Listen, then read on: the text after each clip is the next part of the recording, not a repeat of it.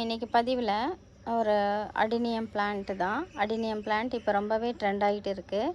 இந்த அடினியம் பிளான்ட்டை பொறுத்த வரைக்கும் ரொம்பவே மெயின்டெனன்ஸ் கம்மி.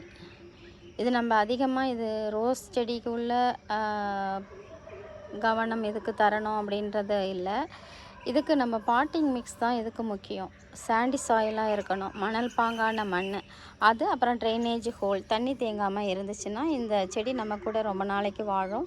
இதுக்கு என்ன உரம் நான் கொடுத்து வளர்க்குறேன், இதோட செடிகளில் இலைகளெல்லாம் நீங்கள் பார்க்கும்போதே தெரியும் இது ரொம்ப ஹெல்த்தியாக இருக்குது. அப்படின்னா என்னோடய பிளான்ட்டுக்கு நான் என்ன உரம் கொடுக்குறேன் அப்படிங்கிறது தான். இந்த செடிக்கு நான் அதிகமாக கொடுத்துட்டு வர்றது 10 நாளைக்கு ஒரு தடவை ஒரு பிடி மாட்டு சாண உரம் நான் கொடுத்துட்டு வரேன். வேறு எதுவுமே நான் இதுக்கு கொடுக்கல. மணற்பாங்கான மண்கலவை இது மட்டுமே இந்த செடி இவ்வளவு ஹெல்த்தியாக இருக்கிறதுக்கான காரணம். என்னோடய பதிவுகளை நீங்கள் தொடர்ந்து பாருங்கள்.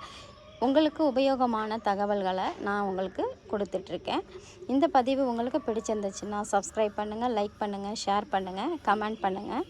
நன்றி, வணக்கம்.